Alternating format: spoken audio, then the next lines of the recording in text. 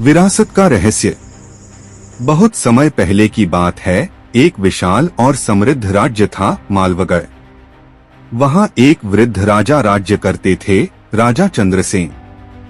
राजा चंद्रसेन को जनता प्रेम करती थी क्योंकि उन्होंने अपने पूरे जीवन में न्याय और करुणा से शासन किया था। परंतु राजा चंद्रसेन के जीवन में एक ऐसा रहस्य था जिसे सिर्फ वही जानते थे, एक ऐसा रहस्य जो उनके राज्य की नींव से जुड़ा हुआ था। राजा अब वृद्ध हो चले थे और उनका स्वास्थ्य दिन प्रतिदिन गिरता जा रहा था। उनके दरबारियों और रानियों की चिंता का ठिकाना नहीं था। लेकिन सबसे बड़ी चिंता थी कि राजा ने अब तक अपने उत्तराधिकारी की घोषणा नहीं की थी। दरबार में दो योग्य राजकुमार थे, राजकुमार अर्णव और राजकुमार यशवर्धन।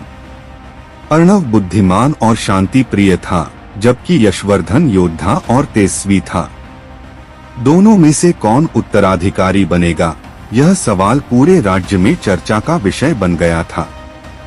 एक रात जब महल की दीवारों पर चांदनी उतर रही थी, राजा चंद्रसेन ने अपने निजी सेवक भीमराज को बुलाया। भीमराज, राजा ने धीमी आवाज में कहा, वक्त आ गया है। वह कक्ष खोलना होगा जो 50 वर्षों से बंद है। भीमराज कांपते हुए बोला, परंतु महाराज, आपने स्वयं आदेश दिया था कि उस द्वार को तब तक न खोला जाए जब तक राज्य पर संकट न आ जाए। राजा ने बात पूरी की और अब वह समय आ गया है। महल के नीचे तहखाने में एक पुराना लोहे का द्वार था, जिस पर जटिल आकृतियां और एक अजीब सी मुहर लगी थी। कहते थे, उस द्वार के पीछे राज्य की असली विरासत छुपी है। भीमराज ने मंत्रों से भरे एक पुराने ग्रंथ से उस द्वार को खोलने की विधि पढ़ी। जैसे ही मंत्र पूरा हुआ, एक गहरी गड़गड़ाहट हुई और द्वार धीरे धीरे खुल गया। भीतर एक अंधकारमयी सुरंग थी, जिसकी दीवारों पर प्राचीन चित्र बने थे। राजा चंद्रसेन और भीमराज धीरे धीरे अंदर गए। सुरंग के अंत में एक पत्थर की वेदी थी, जिस पर एक चमकदार पत्थर जड़ा हुआ था। वह कालशिला थी, राज्य के आदि पुरुषों की भविष्यवाणी को संजोकर रखने वाली शिला। राजा ने उसे छूते ही जैसे समाधि में चले गए।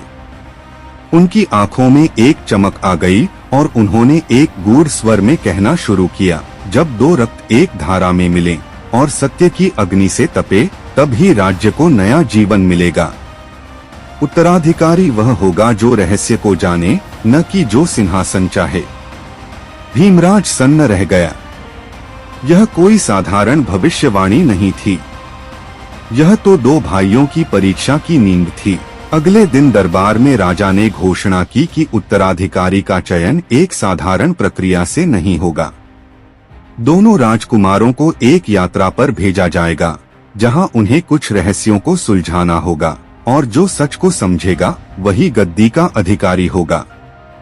राज्य भर में उत्साह और चिंता की लहर दौड़ गई।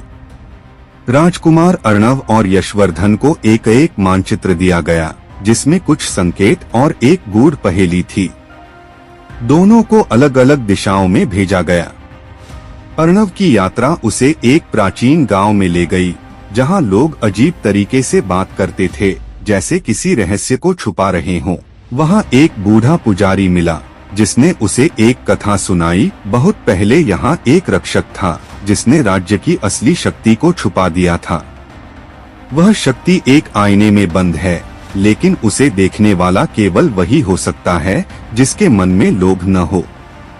अर्णव ने आईने की तलाश की और उसे एक गुफा में पाया, जहां उसने खुद को एक बूढ़े व्यक्ति के रूप में देखा, जो सब कुछ त्याग चुका था।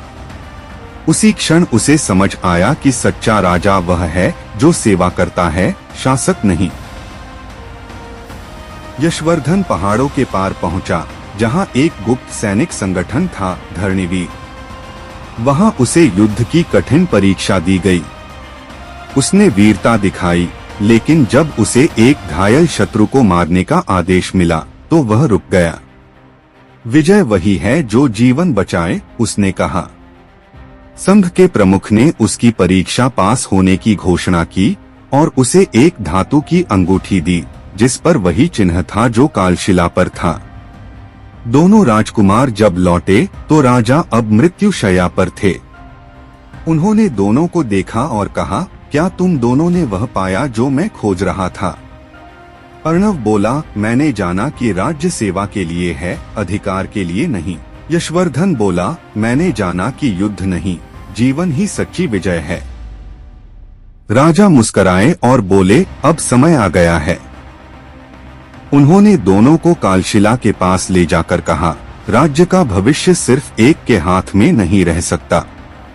वहीं पर एक गुप्त यंत्र से एक दूसरा सिंहासन ऊपर आया। राजा ने कहा, यह राज्य अब संयुक्त उत्तराधिकार में चलेगा, एक विचार से, एक शक्ति से। यही मालवगढ़ की नई विरासत है। दोस्तों, आपको यह कहानी कैसी लगी कमेंट्स करके जरूर बताएं और हमारे चैनल को सब्सक्राइब करें।